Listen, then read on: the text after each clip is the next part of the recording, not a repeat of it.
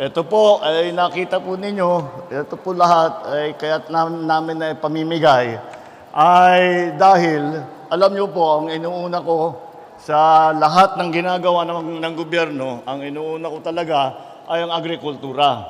Kaya't pagpatuloy natin na may sapat tayo na pagkain para sa buong Pilipinas at bukod pa doon ay kailangan ay kayang bilhin at hindi masyadong mahal, kayang bilhin ng ating mga kababayan. Kaya pinapaganda natin ang sektor ng agrikultura.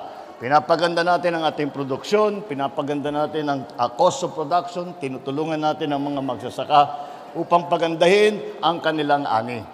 Ngunit hindi lamang yan ang kailangan gawin para maging maganda ang presyo ng bigas.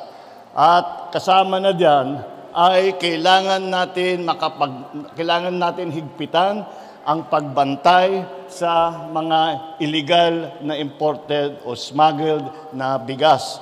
Kasi po, ang nangyayari po, itong mga smuggled na bigas, yung may-ari niyan, hindi po nila ipagbibilihan.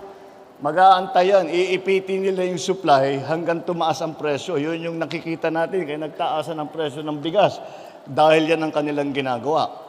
Kaya sabi ko sa ating mga kasama sa customs, ko sa kanila, kailangan higpitan ninyo ng mabuti at huwag kayong papayag na may pumapasok na smuggled na bigas. Ngayon, ito ang mga nahuli ng ating customs. Nakita nila, inimbestigahan nila ng mabuti at nakita nila na mayroong ganitong klase. Ang lahat-lahat dito sa nahuli dito ay 42,120 bags. Tama ba yun? Yes, 42,100 bags ng ganito. Kaya sabi namin, may proseso. Ginawa namin ang proseso na ganito ay sasabihin doon sa nagpasok, magpaliwanag kayo. Saan galing yan? Saan kayo nagbayad ng taripa? Saan kayo nagbayad ng tax ninyo? Saan kayo lahat ng mga pangangailangan dokumento? Natapos na po ang 15 days, hindi po sila makasagot. Kaya kinuha na ng gobyerno, kinuha na ng customs at ginawang donation sa DSWD at gagawing donation ng DSWD at ng gobyerno sa inyo.